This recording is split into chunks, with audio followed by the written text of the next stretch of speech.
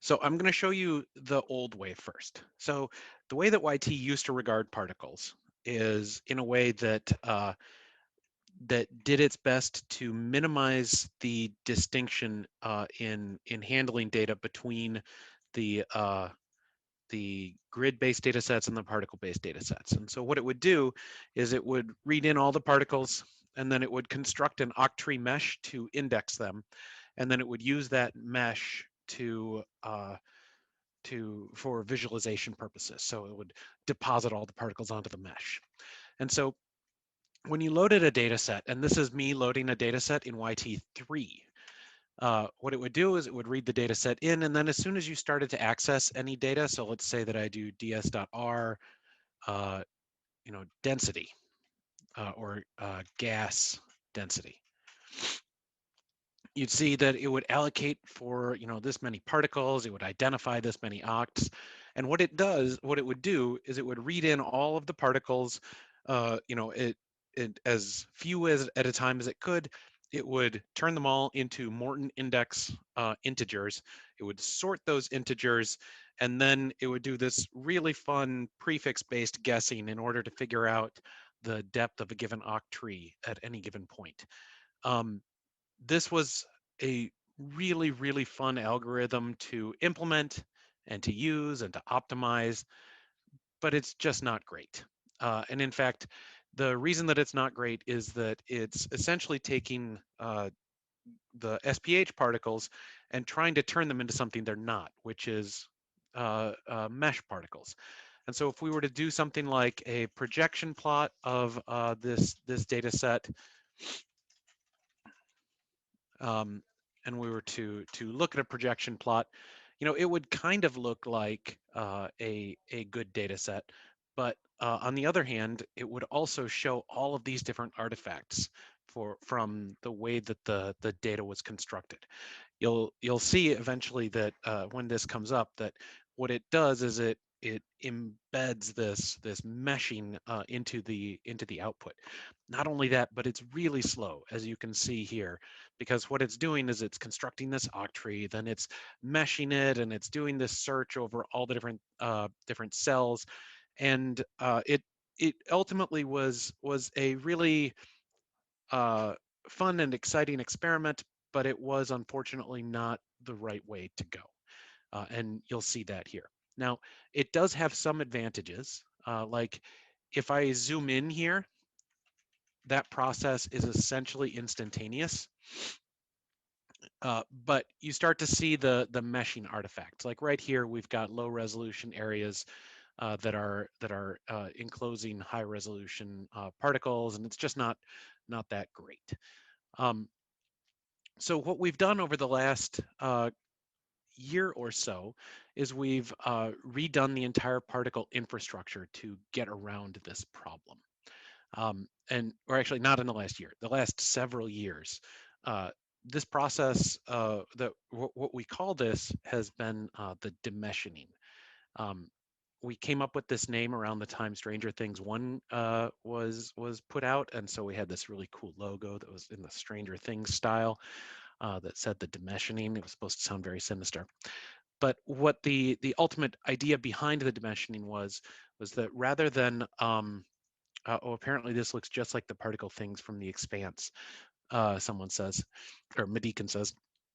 But what we ended up doing was we changed the way that we index the data on disk, and in doing so, we eliminated this notion of a global mesh. So instead of trying to square peg particles into the round hole of meshes, what we now do is we conduct this completely differently. The other thing that this brings with it is it brings with it the ability to do much more efficient reluctant loading of data.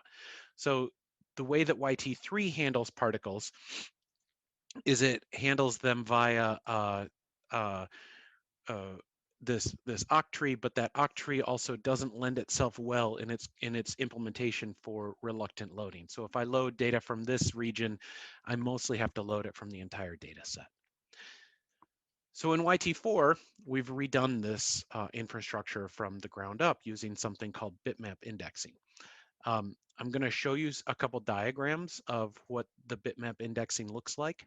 You can imagine this text and the bitmap indexing implementation was all written by Megan Lang, who's a research scientist here at Illinois.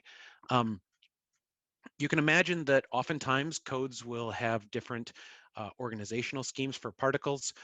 You might have one where it just randomly deposits particles into different files. It might be sliced. This is actually how, if I'm remembering correctly, the Friends of Friends algorithm from Gadget outputs data. Then sometimes it, we'll do Morton indexing, and then you'll often get other mechanisms like the Hilbert curve where you preserve some spatial locality. And so in the Morton and the Hilbert curve indexing, you get some type of spatial locality where there's a rough correspondence between things being close together in space and things being close together in their numerical value along a space-filling curve. So what yT does is we want to be able to select a small subset of regions, and then in each one of these diagrams, a different color represents a different file on disk. If we're just selecting a sphere, we want to be able to know which files we have to read in order to get the particles from that file. And if it's in this mechanism in random, you might have to hit 4, in slice you might have to hit 2, and some of the space filling curves you can reduce that. But what we want to do is we want to be able to index them. So what yT does in yT4 is it constructs 2 levels of indexing: a coarse indexing, where at some resolution we mark different sections as being contained in different files, and then anywhere that a file collides with another file, we apply a second level of refined collisions. So we have this multi-level sparse indexing.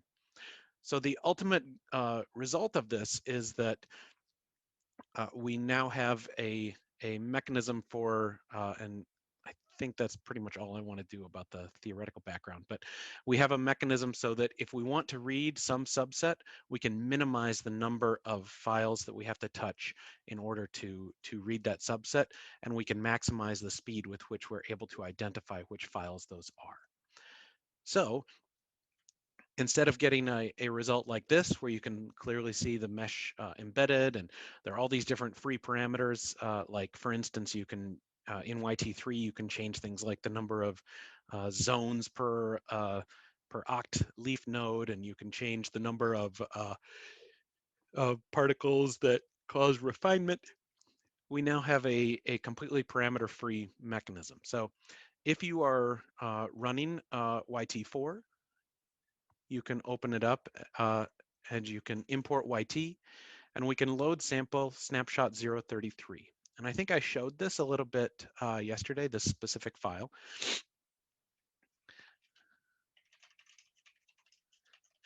And this is an OWLS data set. And if we look at the parameters, you'll see it's got stuff like the box size, num files per snapshot, which we'll take a look at in just a minute, number of particles, and this grabs it right from the very first file, number of particles total, and so on and so forth.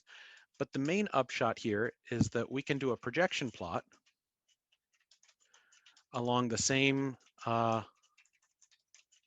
axis,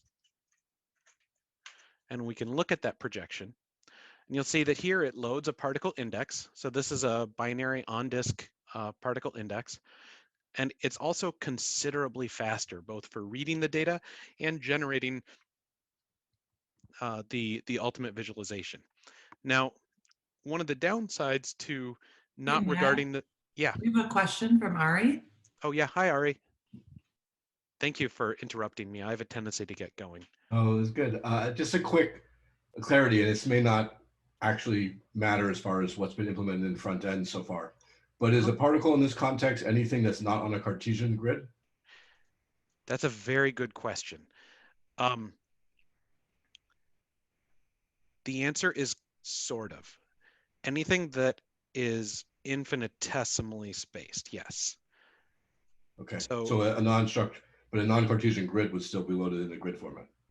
that's right. So if Okay. it's logically Cartesian, it would be loaded. So if it's logically Cartesian, but not necessarily geometrically Cartesian, it would be loaded as a grid, not as particles. If it is an unstructured grid where the vertices are given, we have unstructured mesh loaders that can do higher order internal interpolation. Thank you. So but the upshot for things like ArrayPo and moving mesh is that typically it's better to load them as discrete points, and then use a different kernel for the visualization process.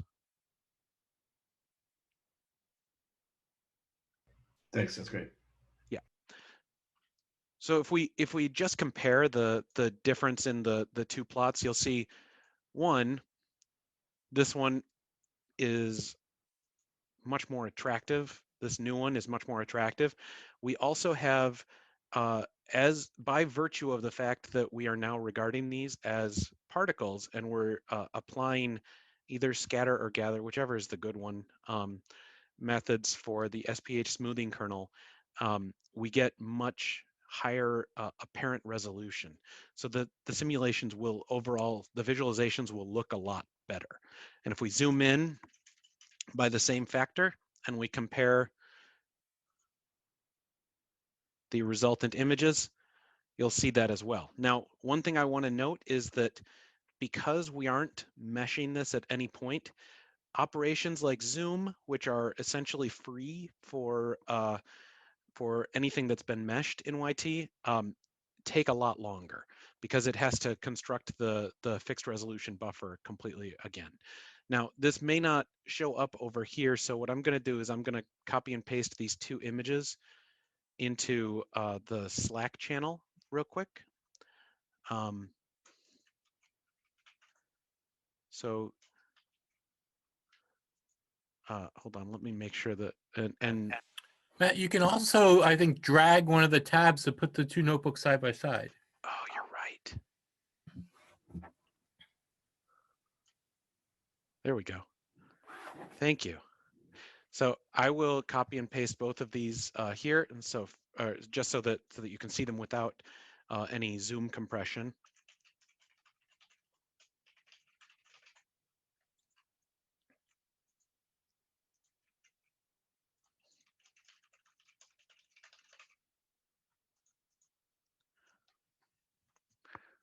Now, the other thing that this also means is that we now have, since everything is now particle first, that means that if we select something here and we do gas density, it's much, much faster because it's not meshing anything.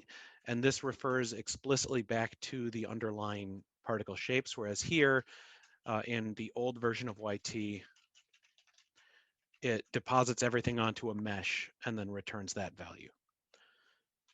So in general, and I don't want to belabor this too much, but in general, the new version of YT that we're running here and that we're trying very hard to get out the door is much truer to the underlying data structures than rather than the old version. And in fact, here let's do YT projection plot, DSX density center equals max.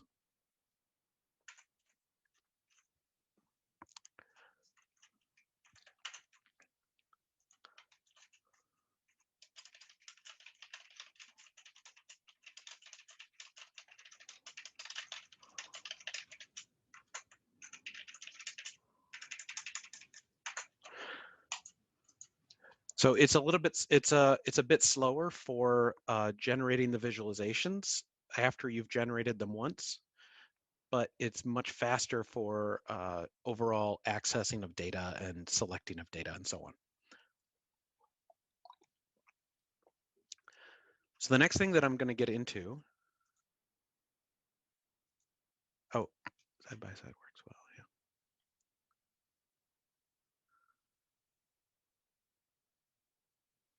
So the next thing that I want to show, oh, and I think I may have asked too much of it just now, is I want to talk a little bit about different data file formats that tend to show up with things like Gadget. So one thing that happens very often with particle data sets, because they're often stored in in binary formats and so on, is that they often have additional fields that are output. So for front ends like Tipsy and Changa and so on, we have a way of detecting a lot of those fields. For Gadget, it's a little bit trickier because oftentimes the fields are appended to the very end. So for instance, we've seen situations where in Gadget there are, a whole bunch of, if they're using the Gadget binary format, sometimes people will put out additional additional fields like metallicity or some stellar age or something like that. So when we load particles or when we load Gadget data file format specifically, you can specify the fields that are output. So yT by default knows about the coordinates fields, the velocities, the particle IDs, the mass, and it knows that internal energy is only for gas, density is only for gas, and smoothing length is only for gas. But oftentimes you'll have additional things like, for instance, in the halo particles, you might have metallicity. And so yT allows you to specify additional field specifications. So here we've added on coordinates, or we've got coordinates, but we're all velocities, particle IDs, which exist for all the particle types. But then we also have metallicity, which only exists for halos, and then internal energy, density, and smoothing length, which only exist for the gas particles. So here we go. Now what's happening here is you can see at the boundary here, we don't have periodic boundary conditions turned on, but if we zoom in by a factor of 10,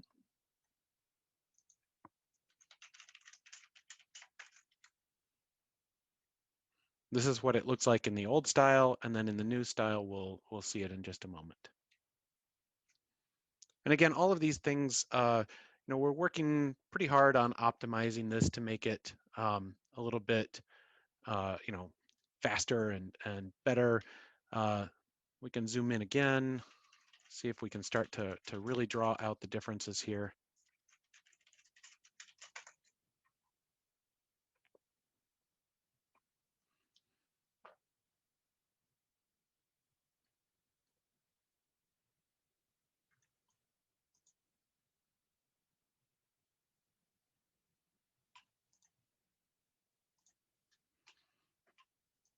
Well, I guess it's not quite as staggering of a difference as I had been hoping, but you can see the differences here.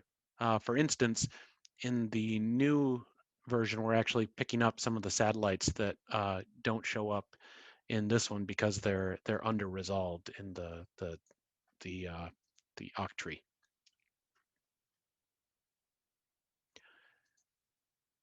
So in terms of other functionality, and here, I'm going to save this and I'm going to close the old one. The functionality that we use throughout other areas of yT is all replicated and accessible here. So I'm not going to show the phase plots because those are going to be covered a little bit tomorrow.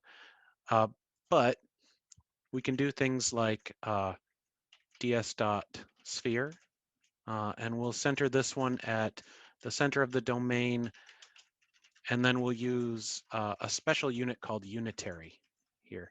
So I think I've talked about units in the past, but yT has a couple special ones, including Unitary. The Unitary unit is for any time that you want with respect to the entire domain. So here, this is 0.1 in Unitary, which means scaled to the largest dimension of our domain. So in that case, I think it's 25. So this should be a sphere with radius of 2.5.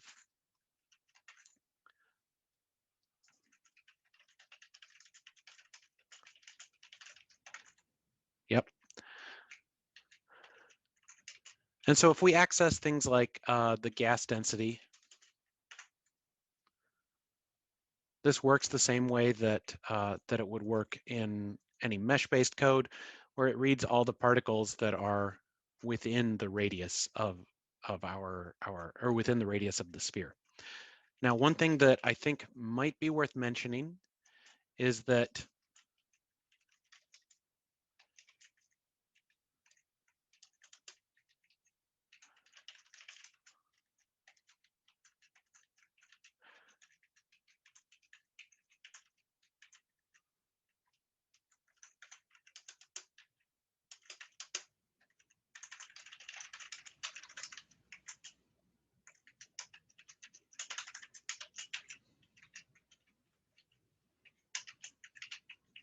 So if we look at the radius of each one of these,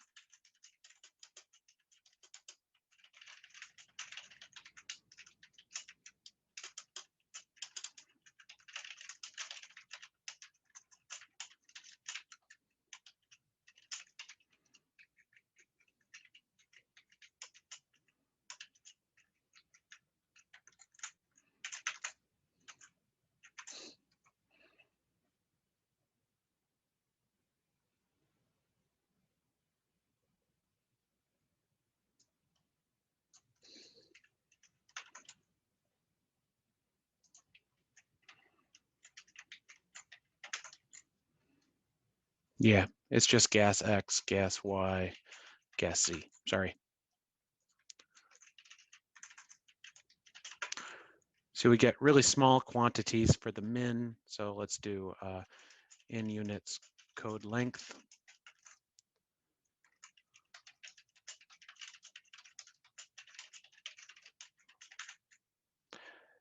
You'll notice that the maximum radius is actually greater than the radius of the sphere. So for n-body particles, they should all be completely enclosed. But here, our max minus the code length also includes the smoothing length. So when we select a sphere inside an SPH, inside a set of SPH particles, it includes particles that are, if they are SPH, it includes particles that would be inside the sphere. So we look at HSML is SP gas smoothing length. And we do NP argmax R.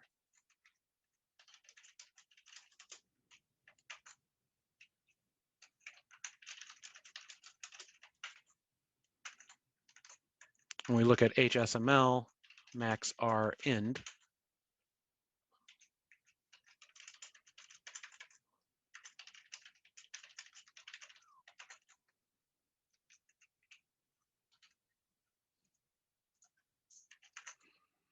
You'll see that here, the smoothing length of our maximum radius particle puts it so that the smoothing length minus, or the radius minus the smoothing length is still within our sphere. So that's something that's important to recognize. And this becomes particularly important because if we were to do a projection, so let's say we've got our sphere and we do our, we integrate gas density along the x-axis.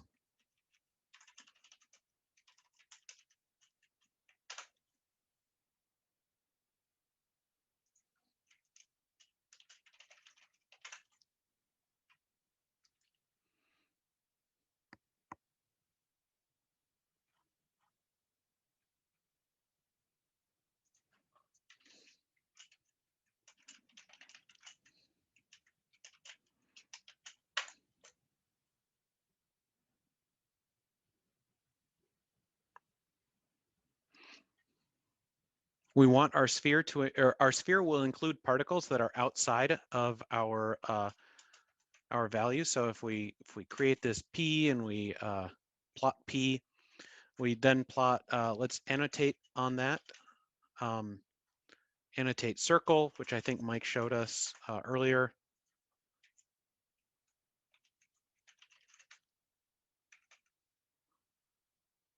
Did I assign it to P?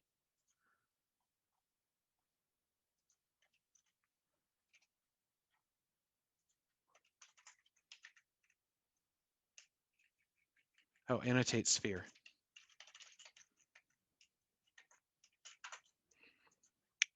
So a sphere of radius, sp dot radius.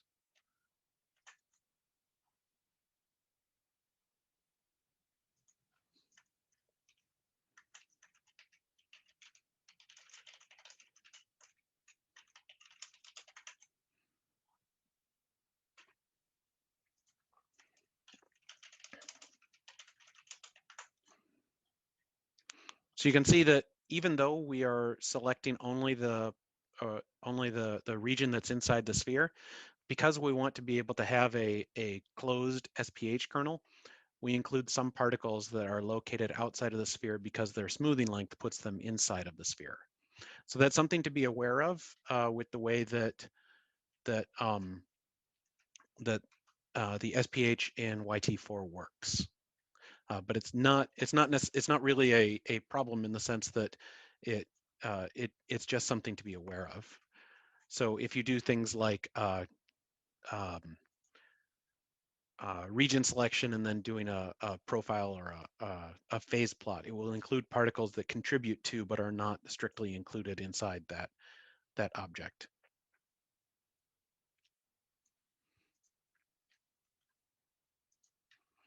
So the next thing that I want to talk about are particle unions. Before I think you move on, sorry, Matt, we Yeah. have a couple hands, Oh, my including mine. goodness. I'm not allowed to raise my hand as host, so Oh, my that's why I goodness. jumped in. But I think I was the last one, so I think Ari's actually first. Okay.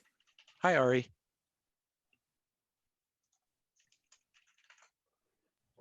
Hi, Matt. I have to hold a baby that's floating away here, but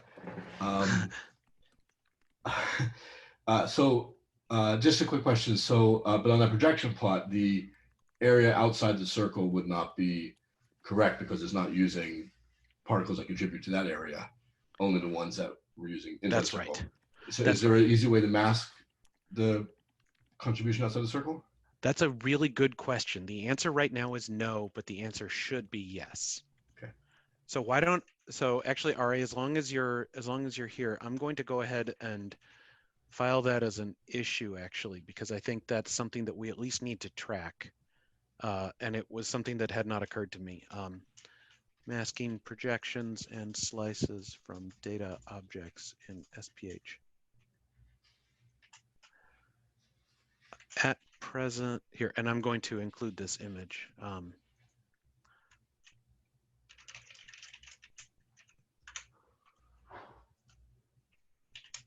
Oh, here, you know what? You can watch me fill out the issue, actually. Cool. Did that show up? Yeah. Yeah. Okay. At present, including using a sphere or other region for a projection in SPH in the dimensioning.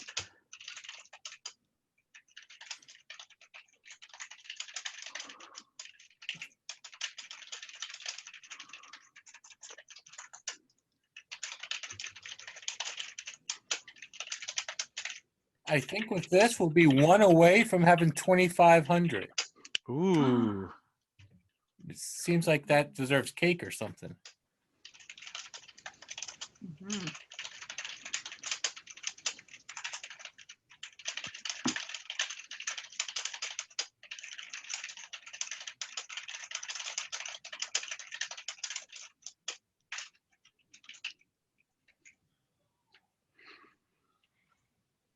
I'm going to assign myself, and then I'm going to add some labels because we've got a dimensioning label. Ooh. Live labeling. This is so cool. I know.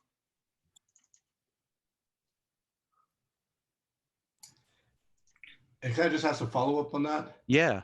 And so if you had chosen a particle whose type was different, like a star particle, then it would take only the location, or would take the gravitational softening as another? It would not take the gravitational softening. Okay. So everything else besides SPH is considered to be exactly at this point. Yes. Okay, Now great. that's not something that's like, it's not something that is a hard requirement in the code. It's just how it is at present.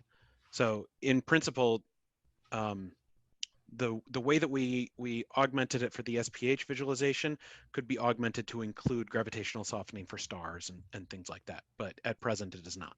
Okay, thanks. Mm-hmm.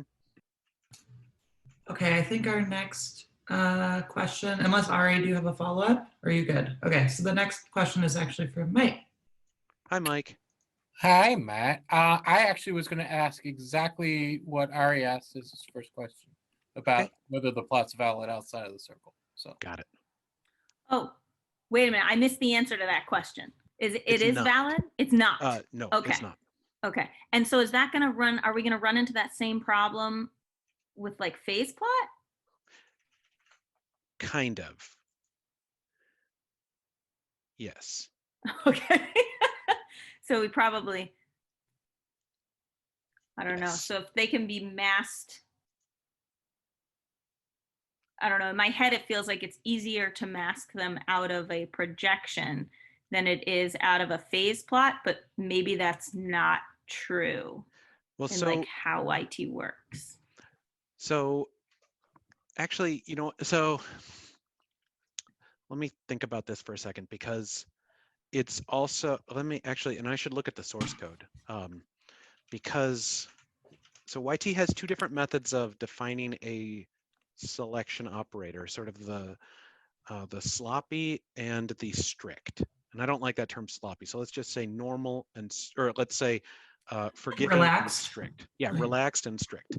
And so in the strict method, it would be anything whose infinitesimally defined central point is within the object.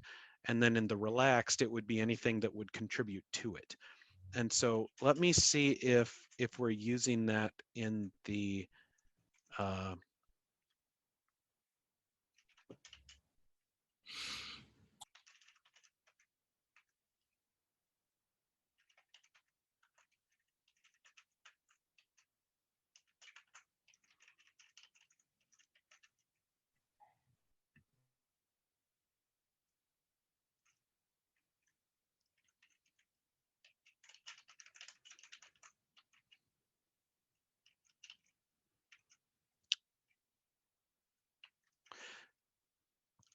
so let me actually, I'm going to go back to the bug report that I just filed.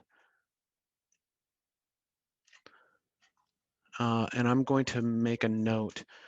It's possible that this could be related. Oh, you know what? I'm going to make a new issue. I'll get 2,500. That's why you're doing it. It is actually. So it's a super good reason. So Clarify. And You get a YT rigor. sticker. Everybody gets a YT sticker.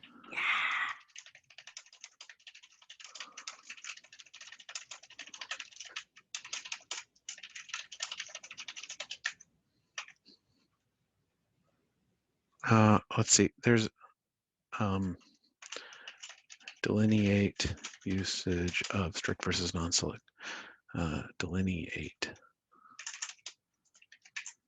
Strict selection may be appropriate for most data objects, especially as would be fed into a phase plot or profile plot.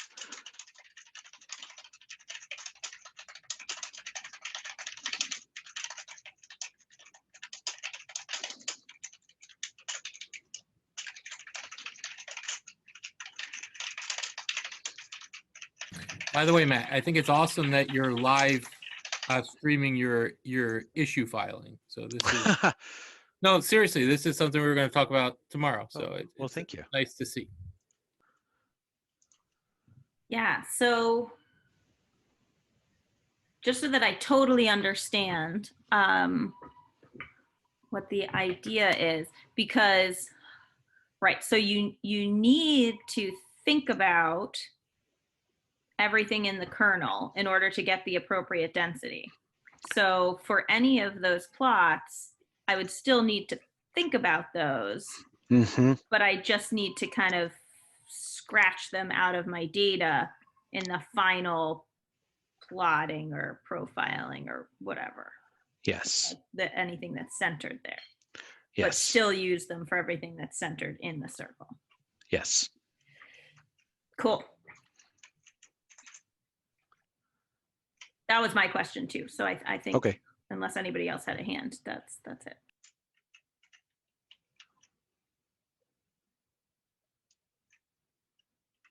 Yeah, and I don't think I'm speaking out of school, out of turn when I say this, but the visualization of, so the way that we manage the visualizations of mesh data is much more rigorous in terms of like tracking the objects that go into them and so on.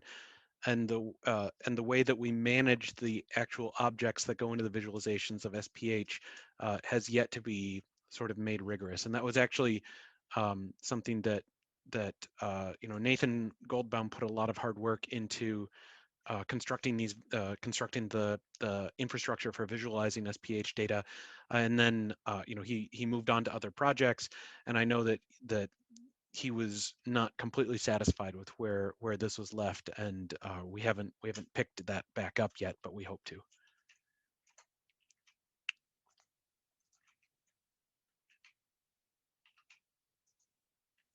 Does anyone have any additional questions?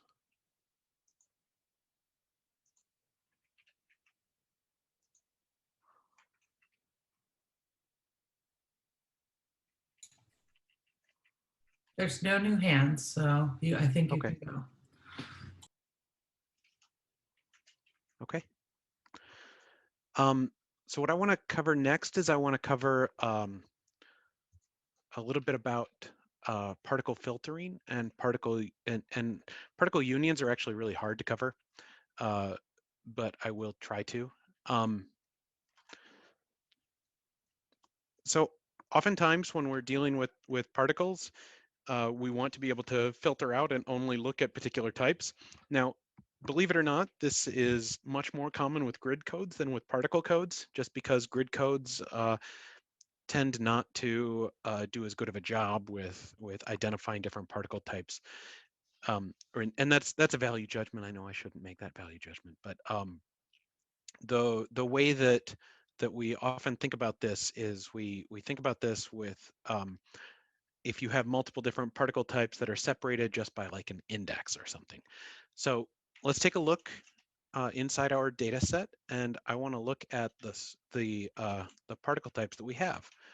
So if we actually look at our data set and we look at particle types, you'll see that we have part type 4, part type 0, part type 1, all, and n-body.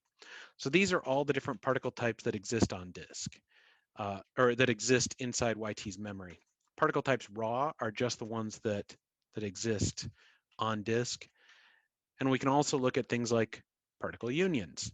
So here we have two different particle unions that get defined by default. There's the all particle union and the n-body particle union.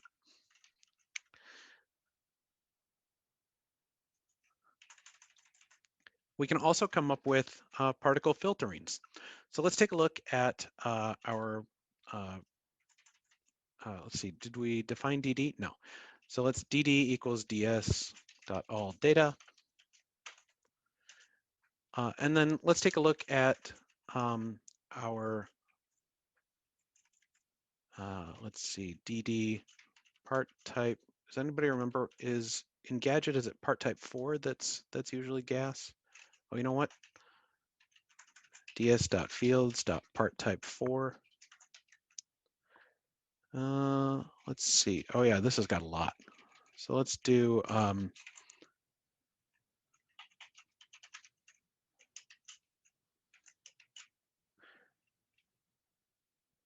we'll do profile of velocity magnitude with respect to particle mass, weight field equals none. Every time I do this on live, it messes up, so I'm sorry.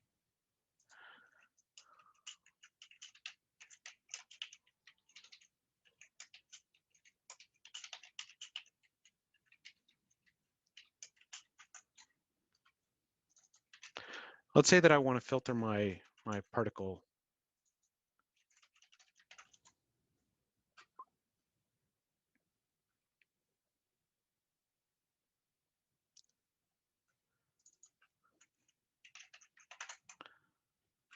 So this is my mass distribution of particles as a function of velocity for my gas particles. So I've got my velocity magnitude here, and you can see that I've got some particles that are way higher, way higher velocity than others. And I've got this lower mass down here. So here, or I've got a whole bunch of sorry, I'm getting a little bit mush-mouthed. Let me try to. Matt, I don't know if anybody mentioned what profile plots do yet. I don't think anyone did. Do you want to maybe just mention that? Is Stephanie going to talk about that today? I was just jumping straight to phase plot. I was not Okay. going to deal with profiles. Yeah, so I'll talk about this then. So what there's an object on there's a function, or well, there's a function that hangs off all data objects called profile. And if you supply it one field and then a second field, what it does is it will do essentially the probability distribution function with this as your independent variable and this as your dependent variable. You can weight it, in which case you get an average, which doesn't make as much sense for things like mass, or you can specify the weight field equals none, in which case you get a sum inside the bins. And so you can see this is how much mass in particles in gas there is between 10 to the 7 and 2 times 10 to the 7 centimeters per second. And so what I'm going to do here is I'm going to identify that I only want to look at particles that are above 10 to the 7 in velocity magnitude.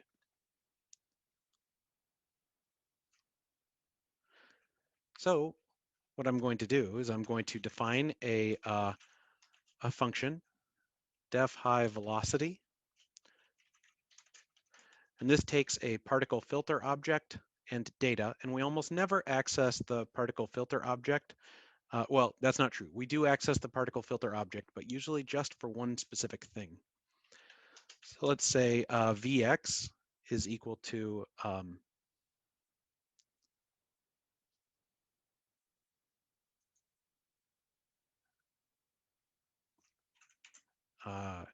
data, and so we'll say p type equals p filter dot filtered type.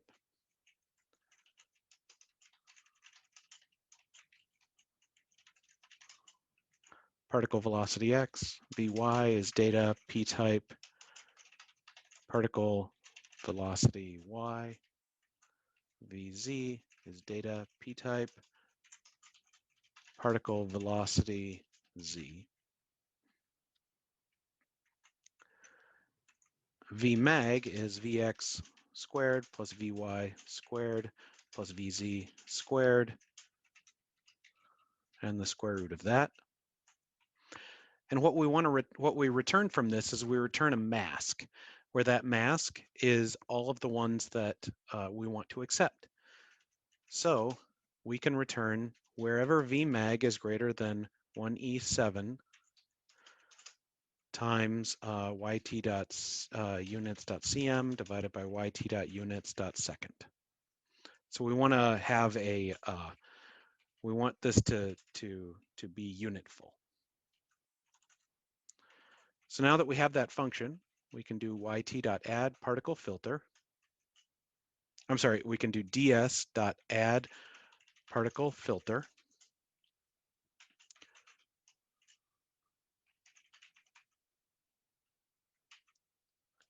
High velocity.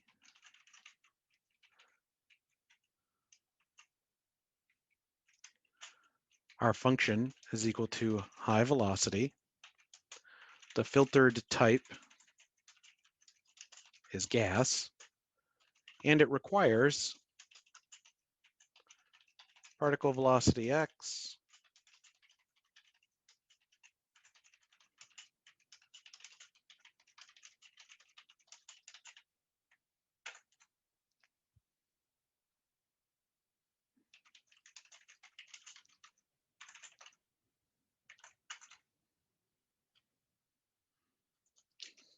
sorry, I had this.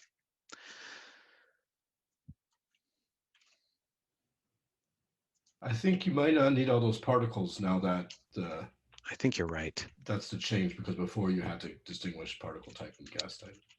Yeah, you're right.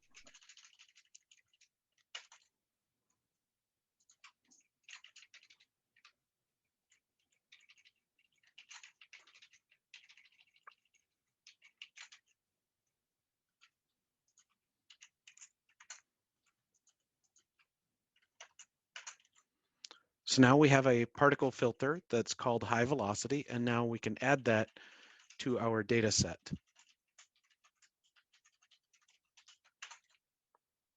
Okay, and it worked. So now, let's say dd equals ds.all data. Now let's take a look at what we can get if we do high velocity and density.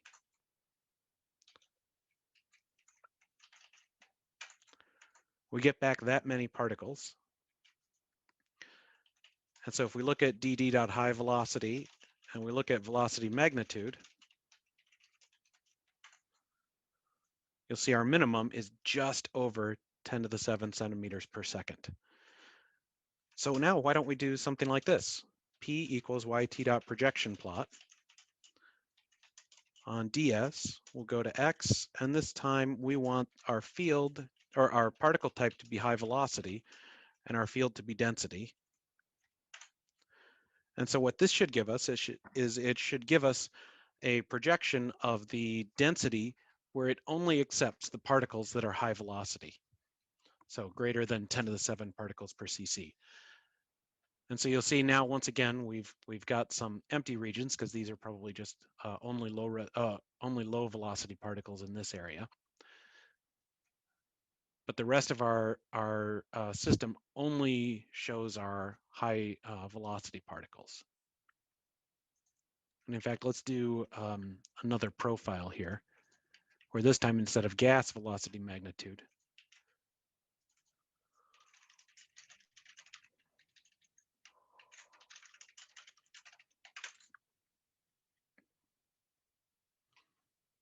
see our velocity magnitude starts here now.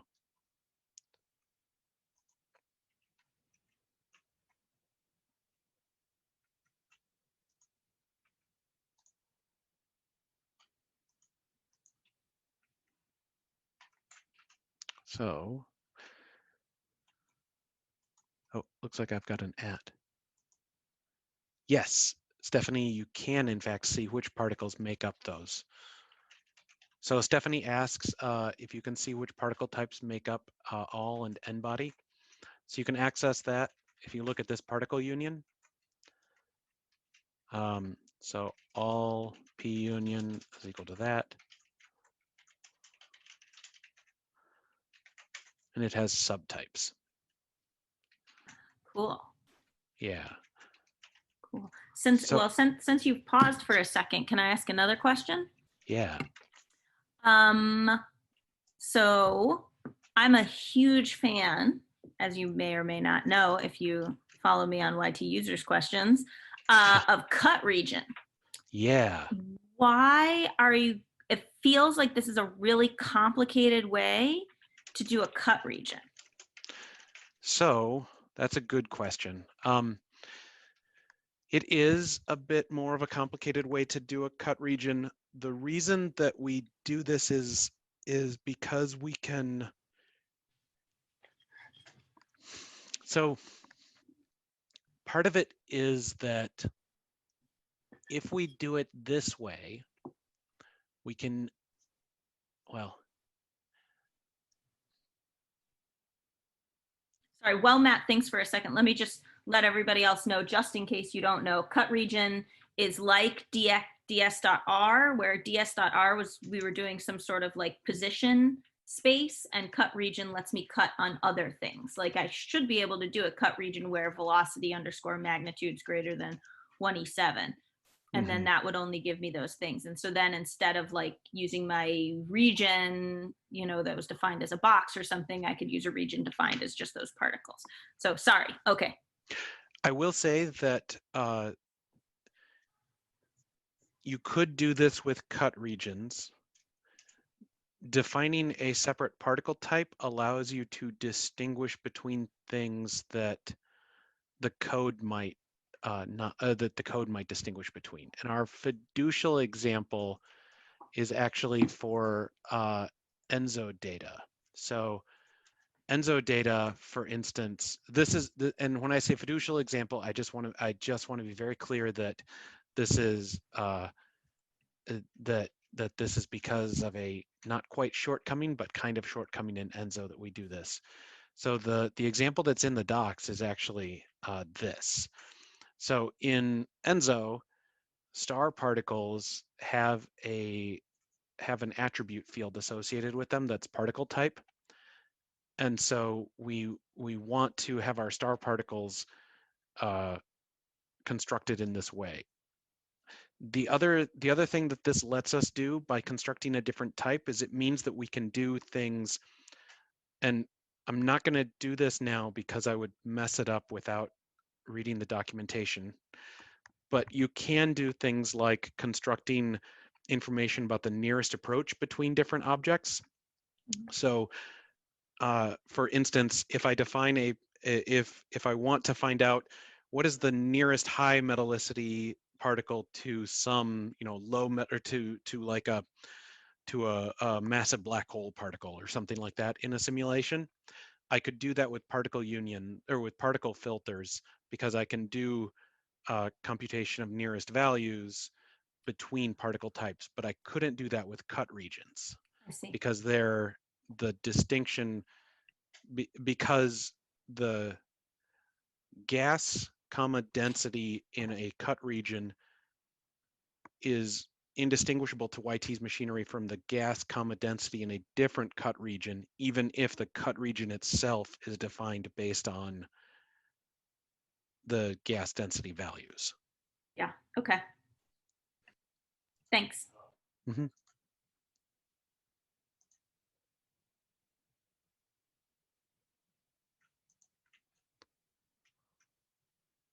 You have another question from Ari. Hi, Ari. Oh, he's physically raising his hand.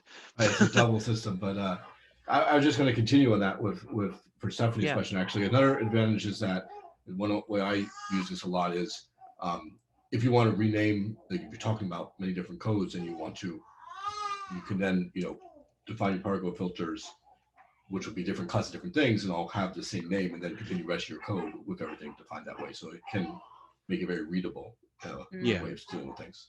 So, Yeah.